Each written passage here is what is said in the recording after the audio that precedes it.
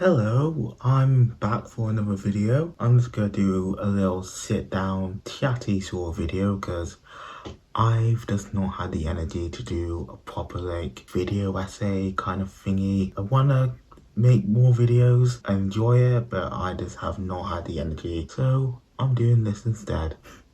Before we get into this video, I think I should say thumbs up, subscribe, comment, any engagement is positive engagement. So I thought I would just talk about what I've seen lately, what I've been listening to lately, and just, yeah, I'm gonna put chapters so you can skip around. I haven't planned this. One thing I have seen lately is Barbie. I really enjoyed it. It's a lot of fun. I saw it over the weekend and I enjoyed it. It was a good film. I honestly think this is one of Ryan Gosling's best performances, and I'm not even kidding there. This is genuinely, I think it's in his top 5 performances. Like, he is personifying this character. He is like fully in it. I think he's just 100% committed, which you can see from the marketing, but in the film itself he is just like embodying Ken. He is just like, I don't even know how to describe it. He's just sort of like committed. He's like an 11 all in on Ken being like this weird little incel. That's another thing. I don't watch a lot of trailers. I don't really, as I've gone older, I've just watched trailers less and less because I just like to go into movies fresh. I just don't want to know anything. I like Greta Gerwig, so I'll go and see whatever she directs. So I was just like, I knew I was going to go and see this no matter what. So I was just like, I think I literally saw one clip from the movie. It was the one where Ken is just talking about how he's like, his one job is to beats. That's the only thing I saw from the movie. So like, I was just like, I know idea where it's gonna go. Let's just see what happens. But like, yeah, that was a tangent. I did not need to go down that path, but what was my point? Yeah, so Ken is basically like an incel in this, and he's literally like, he's a little incel. Like, he's whole thing, he's salty because he got rejected, and he just becomes indoctrinated in like misogyny and becomes this man as a woman hating little just weirdo. And he's just like, I did not expect him to go in that direction with Ken. Like, I'm assuming, I didn't play with Barbie when I was a kid, but I assume that's not what he was. But so it's just shocked me that they would go that way in a Barbie movie, and I'm here for it. It was really fun to see. Ken was just the standout for me in the whole thing, and we can't talk about Ken without talking about his song. So I've been binging all the Mission Impossible movies over the past couple of weeks because I've not seen most of them. I'd only seen Fallout, so I was like, I'm gonna sit down and watch the other 5. And yeah, and after watching them, I was just like, a lot of energy. I wanna like go run around, I wanna go do a halo jump. I'm like, yes, I can. The Mission Impossible movies gave me this weird adrenaline rush, and this movie gave me that sort of like same feeling of like, I was just sat there watching it being like, I want to dance now, I want to like party. I got like so much like adrenaline from this movie. It's just like, it pumped me up. It was just like, it gave me a lot of energy, and I cannot fault it for that. It was just so feel good. That's what I can really say about it. A show I've been watching lately is, well, I started watching Succession. I'm really bad when it comes to TV shows because I mainly watch movies because my attention span is that of a 5-year-old. So I'll start watching a TV show and then I won't even get bored. I will just forget I'm watching it, and then it'll be like 4 months later and I started season 1. I got about 8 episodes in and then just forgot about it. That's exactly what happened with Succession. So I've started it and I'm nearly finished season 1, but I think I'm literally on episode 9. So I've got like 2 episodes left. I'm not gonna talk about it anyways. I'm really liking it. I am in it. It has been like a month since I've like watched an episode, so it's like leaving my brain a little bit, but it's a thing I liked. Kendall, or did not make that connection until now. Jesus. But yeah, Kendall is one where he's just, I don't know what to say about him, but I like watching bad people do bad stuff and then get themselves fucked over because they're bad people and stupid.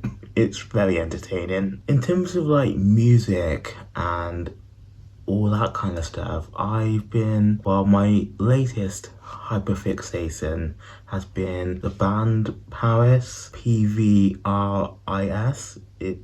They're that kind of band.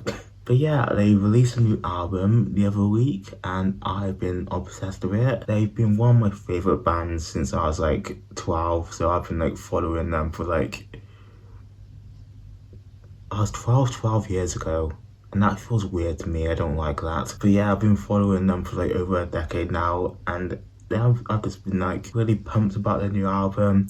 I'm gonna see Busted in a few months as well. Another childhood band of mine. When I was a kid, they broke up, so I never thought I'd see them live. But then they came back a few years ago and I'm finally gonna go to one of their concerts. I got my tickets already. It was a whole hectic thing trying to get the tickets. I tried to get onto like the pre thingy, I don't know, I forgot what it's called, I forgot the word, but like the bit where you can get the tickets before they go out generally. I tried to get on that and then it just didn't work. The site crashed. A lot of people had my idea, so I respected that, but yeah, eventually I managed to get some tickets and now I'm gonna go see them.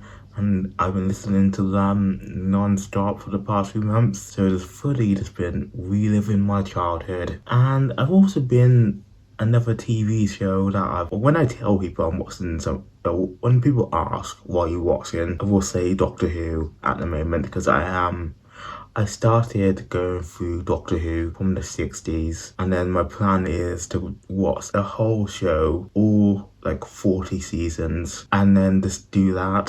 So I'm currently on season 6, so Troughton's the second Doctor's last season. Yes, I've got 2 stories left with him, and then I'm on to the 3rd Doctor. And well, initially, I was gonna try and binge it before the 60th came out, because I was like, that'd be cool to like do like the whole lead up to it and then like finish the show right before the 60th begins, so then I could go right into it. But then I'm just like, I take so long to watch TV shows, and that's just like, and the rate I'm going at, this is not gonna happen.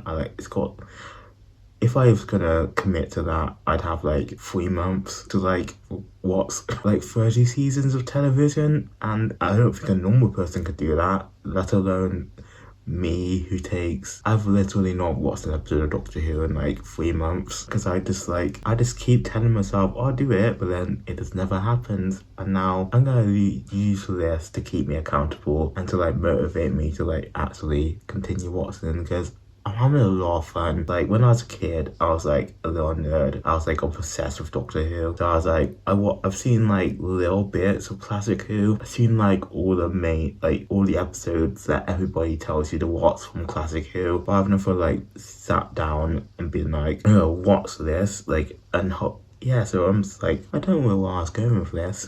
Another movie I've been watching is I watched Oppenheimer, Christopher Nolan, and I really liked it. I was gonna say a lot of fun, but it was not a fun movie. It was a very sad movie, but a movie I liked a lot, as what I was trying to say. In my letterbox review, or where I post movie reviews and all that kind of stuff, you can follow me on there. I'm probably putting it on screen somewhere, so you can go and follow me. In my review on that, I said it reminded me a lot of The Social Network by David Fincher, because literally I was sat there watching Oppenheimer, and then like halfway through I was like, this is structured basically identically to The Social Network. In both those films, in Oppenheimer and The Social Network, they have the main timeline of like the famous guy making the thing that made him famous, and then you're just following them as they progressively make the thing, and you're just seeing their progression in the main timeline. And then it's also just intercutting flash forwards to depositions with other characters, and you're getting the context for the scenes you're watching whilst you're watching them. this is Editor Crimson White here. I don't think I explained myself properly when I was talking about this, but basically what I meant was they have the main timeline, which is following the protagonist as they make the thing, and then the flash forwards are intercut with the main timeline, giving context to the main timeline. So you're watching the main timeline, and then they'll do a flash forward to a deposition, and then that'll give more context to what you're watching in the main timeline as you're watching it in the main timeline. It sounds like it doesn't make sense in my brain, so I just thought I need to jump in here. So let's get back to the video. I think with Oppenheimer, it did a really good job at like using those flash forwards, basically using them to characterize Oppenheimer through those flash forwards. They have the main timeline, you're just following Oppenheimer making the bomb, and then you also have the flash forwards with you following Robert Downey Jr. They're using that to effectively characterize Oppenheimer through how other people talk about him and talk around him, and they're using the deposition thingies. I don't really know what they're called, but they're using like that whole timeline to characterize Oppenheimer and give us a different perspective on the man. And I feel like it does a really good job at, because I feel like the film is, well, it condemns what he does, and I think the film is very clearly like atomic bombs are bad and we probably shouldn't have made them. Like, I think that's quite obvious from the film, but like at the same time, I feel like the film is by proxy of following Oppenheimer most of the time.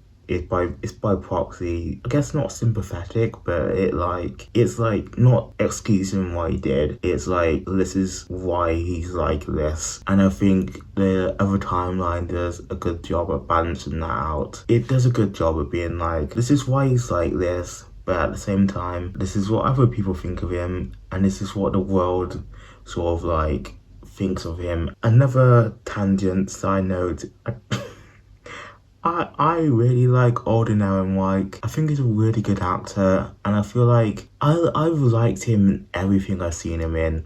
He's one of the best parts of Hail Caesar. He's like, I feel like he got done dirty by the Han Solo movie, because that like really underperformed, and I feel like he got a lot of blame for it, especially because like they got all these stories leaked about how he's a bad actor, and I think that's just objectively not true. He just sort of disappeared for a while and just wasn't in anything. So I'm really rooting for him, and I'm glad to see him in a big movie because I really like him. He's a really good actor, and if he's not in every movie for the next like 30 years, I will literally cry. So justice for Alden, I say. And I guess one last thing that I've been watching is I did a binge of every Sam Raimi movie. I'd seen some of them, like obviously I've seen the Spider-Man films, I grew up on them. I was born in 1999, so I was the prime age for them. I was a kid when they came out, so I grew up on them. I watched them a million times. I forced my parents to watch them with me. I grew up watching his Spider-Man movies. I'd seen the Evil Dead movies,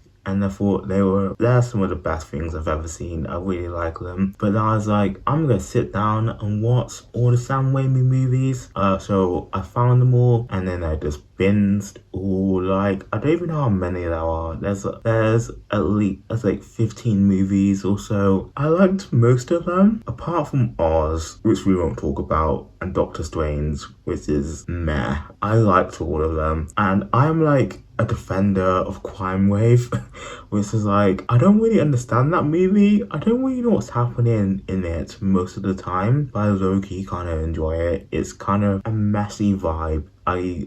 I would die in the hill of Crime Wave. Justice for Crime Wave. That's to be in the Criterion Collection. I don't know what I'm saying. But yeah, I feel like that might be another video. Like, I kind of want to do a video about Sam Raimi, because like what he was doing in the 90s is a little bit fascinating to me, and I want to do a video about that at some point. Aside from all the things I've been consuming, I've been writing. Yeah, I've gotten back into screenwriting, and at the moment I'm writing a short film. It's it started as like a thriller slash horror film, but now it's sort of turned into like a comedy mixed with horror, mixed with like a romantic drama, and it all like holds paused into one thing that I don't really know if it's cohesive yet. I'm like 90% sure I'm gonna at least try and make this. I wanna direct it as well, so like I'm gonna do like a few more drafts of it